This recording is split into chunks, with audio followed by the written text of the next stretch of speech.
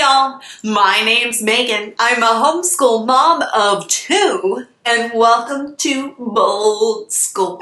B to the O to the LDC. Ooh. I'm not gonna do that. Or maybe I'll practice that and bust it out next time, but it's not for today. Today's video has got me feeling a little nervous. Let me explain. Last week, I participated in a collaboration that asked secular homeschoolers to share the history resources that they use in their homeschool. If you're interested in that video, I'll link it down below and put a link to it up above here. For me, I really thought that this video was going to be a slam dunk, a home run, because I'm absolutely passionate about history. Really good history. I have a degree in history and political science. I taught history professionally for years. I wrote history curriculum for one of the largest school districts in the state of Texas. And yet, in preparing to make that video, I experienced an existential crisis of academic proportions. You know that meme of what's his name, Ben Affleck, smoking sadly on a bench? That was me, minus the smoking and the being outside, because honestly there's still snow everywhere here. Do you guys ever do that as home educators? You think that something's going great and then all of a sudden, bam, you're like, I'm an idiot. Twice, 3 times a day, hour, no, maybe just me. I think that we really do this because we care so much and we just want what is absolutely best for our kiddos. And sometimes, follow my logic here, we don't know what we don't know until we know we didn't know it. You know what I mean? Yeah. Anyways, back to my story and the point of this video. For the last 2 years in our homeschool for our linear world history, we have been using Susan Weissbauer's Story of the World. And last year we just blew through volume 1, and this year we've just been trucking through volume 2, which really covers the time from the fall of Rome to the emergence of the Renaissance. Yes, we are secular homeschoolers, and yes, we are a secular family as well. And no, Story of the World is not a secular curriculum. However, I frequently see it described as worldview neutral, which is actually how I used to explain why we used it in our homeschool. However, I can no longer support the argument that this particular curriculum has a worldview neutral perspective. Before I go any further, I just want to say that the Story of the World is a good curriculum, and I will share with you guys what we have liked about it over the last 2 years. It just isn't a great curriculum for my family, and I'm going to share with you guys why that is. I feel even compelled to tell you or explain to you my evolution of thought about this curriculum because secular homeschooling is hard, right? Homeschooling in general, very difficult, but adding that additional caveat of secular homeschooling just makes everything a little bit stickier, right? And then finding resources that don't just feel icky can be a little tricky. Yeah, that's what you can expect around here. But also it's important that we voice our concerns as secular homeschoolers because we need to normalize secular homeschooling in the homeschool community at large and make sure that our voices are a part of the narrative. So if we're secular homeschoolers, but Story of the World is not a secular curriculum, then why did I choose it in the first place? Well, a lot of that has to do with my experience with textbooks. Yes, I was a public school teacher. Yes, I wrote curriculum based off of textbooks, but also I sat on committees that chose textbooks. So I have been through so many pitch meetings from all the major publishers when it comes to history textbooks. And everything that I've seen leads me to believe that most textbooks are just bloated, flashy, ineffective, and in general, extremely dull. So when I saw a friend's kiddo just willingly reading what looked like a chapter book about history, I had to know what it was. And of course, that brought me to, can you take a guess? Of course, Story of the World. If you're not familiar with Story of the World as a curriculum, let me give you just a brief breakdown of what it looks like. So there are 4 volumes, and they each look about like this, well, as you can see, and they are written in a narration style, meaning that, yes, there are factual information, but it is also telling history as a story. And I'm not always a huge fan of that wording because it makes it sound like you're listening to your uncle spin weird yarns about yesteryear. But in reality, when we're bringing history to kiddos, presenting it in a narrative style is a hook. It is a way to build a passion for history in young children. And honestly, the thing that I really appreciate about a history that does include some narration is that it places humanity at the center of history, which is, to me, what makes history valuable, vital, alive, right? Is that it is about the human experience. And I can tell you that this history does just that. Now, if you're not familiar with Susan Weissbauer, you may have actually heard of a book that she wrote with her mother that is about homeschool, and that is called The Well-Trained Mind, okay? I'm a big fan, right?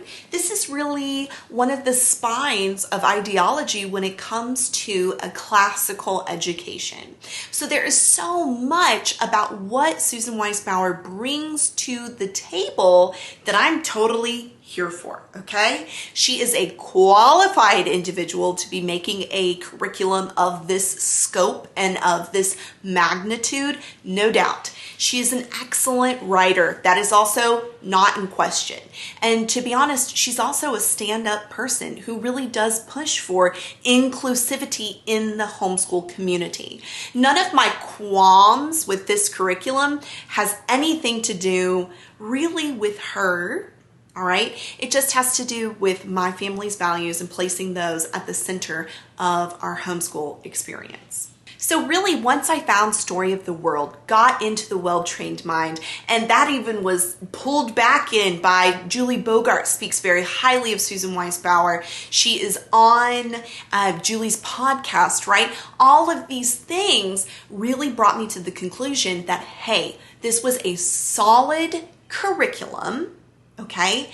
And at the time, I did not know of any really bona fide alternatives that I could turn to that would not sacrifice academic rigor and excellence just to somehow get this title of secular curriculum. And honestly, I felt qualified enough to omit anything from the curriculum that I felt like exchanged historical fact and accuracy for some sort of biblically historical narrative. I assumed that I would be able to tweak and make those changes to really turn on that worldview neutral, right, that I was looking for in this curriculum, or that I felt I could impose upon it. Honestly, one of the biggest things that the Story of the World has going for it is that it's been around for 20 years.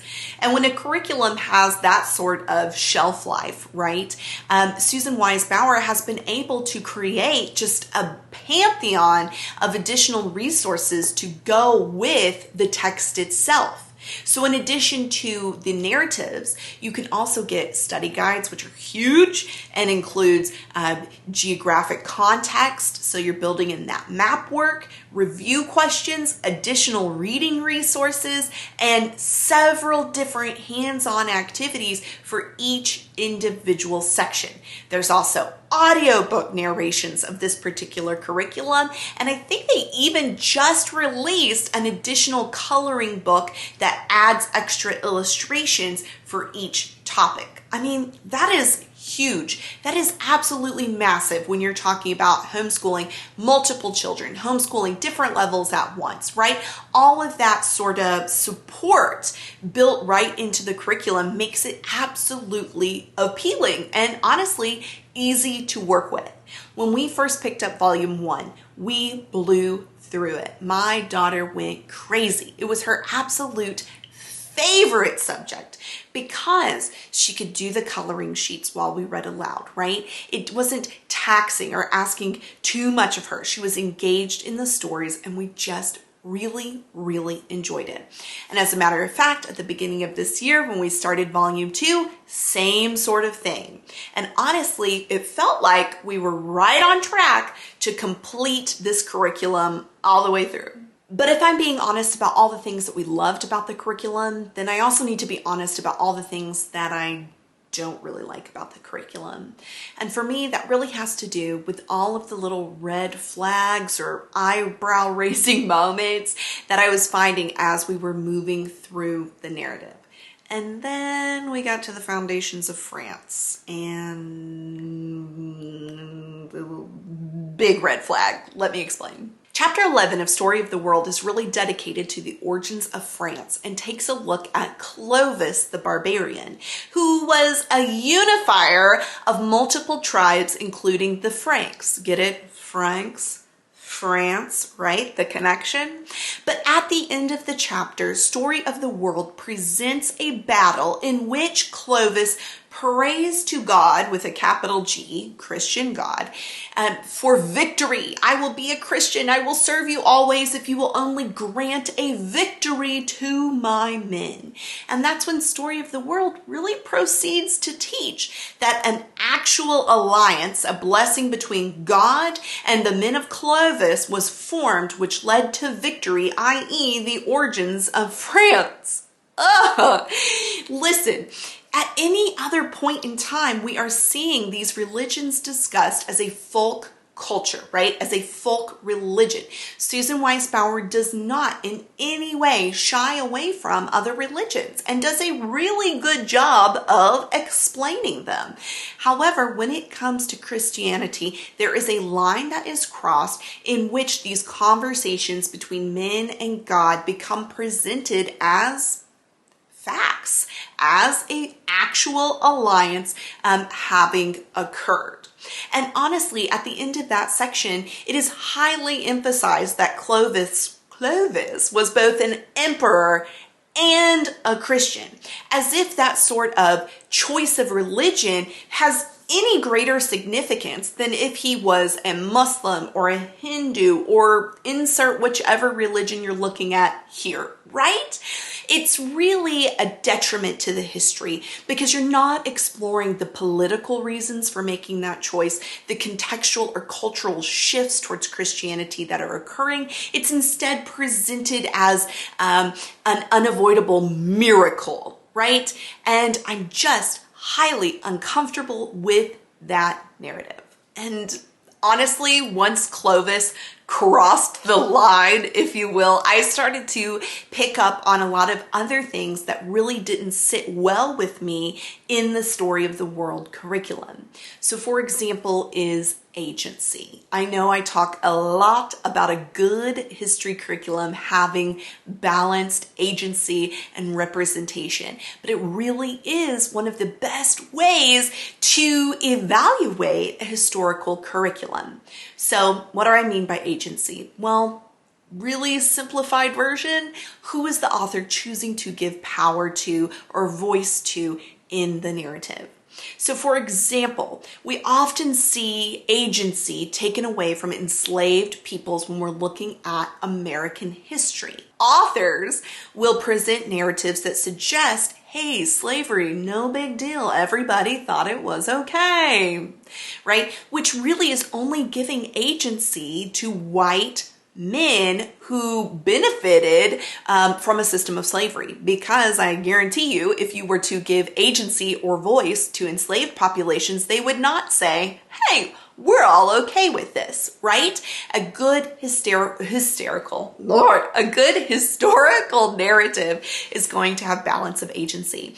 And I just can't say that Story of the World does. So for example, marginalized people are not often given voice in this particular curriculum. And I would really speak to at this point when we're discussing in ancient or middle times, looking at the role of women in society. It's a huge omission from the curriculum. And in a lot of ways, this curriculum does seem to follow that sort of hero male mentality. I want to know, why aren't the women in this story? Why aren't the women emphasized? What are they doing? What about children? What are their lives like? What are the roles that they are playing, right? That is what I want to see in a good, balanced historical curriculum. Again, listen, this is a good curriculum. It's just not a great curriculum for me and my family, and it doesn't check all the boxes of what I need. Also, I want to be really sensitive with how I approach this next sort of reason why we're moving away from Story of the World. And that has to do with some of the activities present in the study guides. They just feel problematic. Now, when it comes to building activities for a history curriculum, you really do have to find a balance between creating activities that will build a connection between a culture for children, right, and the activity, but also find something that is not cultural appropriation or something that feels like you're maybe mocking or characterizing another culture. And unfortunately, I feel that some of the activities in the Story of the World activity guides do not find that balance. So for example, if we're talking about Islamic innovation in chapter 12, one of the activities that is suggested is that you create a turban for your child. And turbans hold a religious place in Islamic culture as well as cultural significance as well. I find it to be problematic and even condescending to dress your child up in this turban, because it's also assuming that a large percentage of the population using this curriculum, they're not Islamic, right? It's treating this religious aspect of a culture as dress up time. And it doesn't, right? Feels a little, And there were several activities that gave me that sort of feeling and made me think, you know what? I'm really taking this and I'm having to just manipulate it too much. Why? Why am I doing this?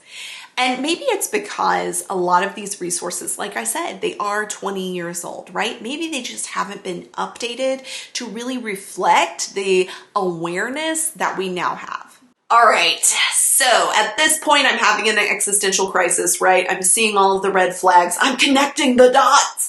And yet, I still felt the need to seek guidance or seek some sort of reassurance that, I don't know, I could continue, right, using Story of the World and supporting my secular values, if you will. So I decided to take off my rose-colored glasses and go back to the reviews of the curriculum and read back through them and see if the criticisms held any merit. And then I made a decision that I have to tell you, whoop, if you want to start a fight, just go into a secular homeschooling group and ask, hey guys, is the Story of the World a secular curriculum? And then just drop the bomb and walk away, all right? And by the same token, you could also go into a more inclusive or neutral homeschool space and ask the exact same question and get a whole bunch of other types of responses as well. The Story of the World seems to pretty uniquely polarize and upset two different groups at very opposite ends of the spectrum. All of that to say is that when I went back through, looked at the criticisms, read some of the reviews, I really felt that yes, the feelings that I was having about Story of the World were valid and I needed to seek another option for my family. I also want to say that before really making that decision, I also went to the words of Susan Weissbauer herself in a blog post that she wrote from 2009 that discussed the neutrality of a well-trained mind. I'm going to link that blog post down below. But in it, I actually found that I disagreed with her on some pretty significant elements of her educational philosophy. Not really speaking to Well-Trained Mind, which I still really love, but really looking at some of the things that she had to say about ethics and morals when it came to theists versus non-theists that I really fundamentally disagreed with. And I also found that her ultimate point was that she is a Christian and that is reflected within her writing, which is fine. I do not need everyone to agree with me, and I don't need every resource that I use to also agree with my point of view. However, my ultimate point in this is to say, why was I continuing to use a curriculum that was not serving my needs? So I've decided to take my own advice and be bold and seek out a curriculum that does both, that is reflecting my family's values, has excellent historical backing, and that I'm not finding myself having to manipulate or make excuses for. And in order to find that curriculum for myself, I turned to my secular friends and started to ask questions about what they use, which brought me to History Quest from Pandia Press. Now listen, this is a fairly new curriculum, which is why I think it had never really come across my radar. I was also so entrenched in the Susan Weissbauer camp that I was unwilling to concede that there could be a better alternative out there, and I think that's really what kept me from making the switch sooner. The textbook itself actually uses a twofold approach to teaching history. The beginning section of each unit is an informational piece that is described as exploring history. And although this particular section of the book is total nonfiction, it is not dull. It includes great description of the time period and is really, really intriguing. The next portion of each unit, the second sort of prong to this style, is called History Hop. And this is really similar to the narration style from Story of the World, introducing a character and having a narration, right? Putting that humanity in history and really hooking the kiddos. From what I have seen so far, because I've only had access to the first 2 chapters because of the snow delaying the delivery of my textbook, I really, really like it. It is really similar. It has a very similar cozy feel to the Story of the World, and I know that we'll just be able to transition smoothly from Story of the World to History Quest. Now, I did also purchase the study guide, and I got the digital version because I can print it out, put it in my planning binder, which I am really, really loving. From what I have seen so far, the projects build cultural connections, are culturally relevant, but they're not giving me that sort of discomfort that some of the projects in the Story of the World study guide gave me. Also, something that the study guide does that the Story of the World study guide does not is it really gives you an action plan that you could implement if you needed a little bit more of a breakdown of how to implement this curriculum. Now, this video is in no way meant to be an exhaustive review of the History Quest curriculum. I just got it, you guys. I'm just gonna start implementing it this week, but I will post a review in the coming weeks. So if you're looking at curriculum for next year, I'll be sure to get that to you guys in plenty of time to make your curriculum choices. But if you are interested and you want a more in-depth, comprehensive look at the History Quest curriculum, then I highly recommend that you check out Kayla from Ode to Abode's video review of this curriculum. I am, of course, going to link that video down below. Kayla's videos always help me make decisions on curriculum, and she is so kind and so sweet, and even took time last week to answer some of my questions when I was kind of panicking over my curriculum choices. Okay, you guys, thank you so much for just listening to me ramble on. But I really do think it is important that as secular homeschoolers, we make sure that we are getting our voices right out there to the community as a whole. We deserve better resources than ones that we just have to take and manipulate, right, to serve our purposes, if you will. I'm really advocating not not that you just go panic and drop whatever curriculum you have and pick up something else. That's not it. And listen, if you use Story of the World, like I said, it is a good curriculum. I'm simply encouraging you guys to explore new avenues. Ugh. This video, it took a lot out of me to make, I'm just gonna tell you. So is it perfect? No, baby! And it was never gonna be. But is it done? Yeah, for today, it is. Oh, so until next time, bye! B to the O to the LDSCHOOL. Still doesn't work.